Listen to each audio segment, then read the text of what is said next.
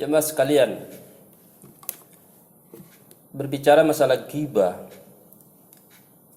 Ghibah adalah dua kata yang sama dengan fitnah. Namun dari segi makna, ghibah adalah membicarakan kejelekan orang yang benar terjadi, akan tetapi orangnya tidak senang dibicarakan. Bedanya dengan fitnah adalah membicarakan kejelekan orang yang tidak benar terjadi, akan tetapi sama halnya dengan orang yang dibicarakan itu tidak senang dibicarakan. Jamaah sekalian, ada beberapa hal dari dampak terkait dengan ghibah, yaitu membicarakan kejelekan orang. Yang pertama adalah dosanya tidak akan diampuni oleh Allah Subhanahu wa taala. Dalam kitab Irsadul Ibad dikatakan, al-ghibatu asaddu minaz zina. Ghibah lebih besar dosanya daripada zina. Para sahabat bertanya, "Ya Rasulullah, kenapa ghibah lebih besar dosanya daripada zina?" Rasulullah sallallahu alaihi wasallam mengatakan, karena zina itu dosanya hubungan vertikal dengan Tuhan. Ketika orang yang berbuat zina memohon ampun kepada Allah, maka Allah akan mengampuni. Akan tetapi ghibah, Allah tidak akan mengampuni dosa ghibah kalau orang yang kita bicarakan itu tidak memberikan maaf kepada kita yang menggibahkan.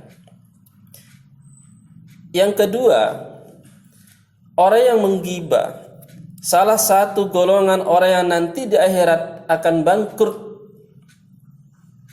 Rasulullah SAW mengatakan, bertanya kepada para sahabat, tahukah kamu golongan umatku yang nanti di akhirat bangkrut? Para sahabat mengatakan, orang yang bangkrut adalah orang yang tidak punya harta, orang yang tidak punya dirham.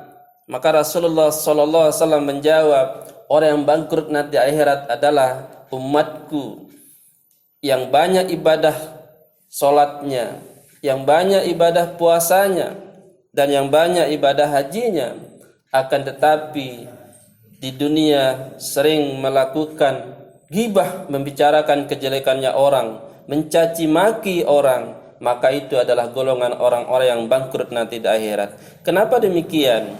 Karena nanti di akhirat orang yang dibicarakan itu akan menuntut. Ketika dia dibicarakan, maka seluruh amal ibadahnya diambil oleh semua orang yang dibicarakan. Lalu ketika amal ibadahnya habis diambil, maka dosa daripada orang yang dibicarakan itu kembali kepada dia yang membicarakan kejelekannya orang itu. Kemudian yang ketiga adalah di dalam bulan Ramadan, Rasulullah SAW mengatakan, celakalah, satu-satunya orang yang Nabi mengatakan celaka adalah ketika orang yang umatnya menghadapi bulan Ramadan sampai akhir bulan Ramadan tidak mendapatkan apa-apa, yaitu hanya lapar dan haus. Inilah Rasulullah SAW mengatakan celaka. Tidak pernah Nabi mengatakan celaka kepada orang lain. Walaupun beliau selalu dihina, selalu dicaci, tidak pernah mengatakan celaka. Satu-satunya yang dia katakan celaka adalah umatnya yang menjalankan ibadah puasa, yang melewati bulan puasa Ramadan tapi tidak mendapatkan apa-apa.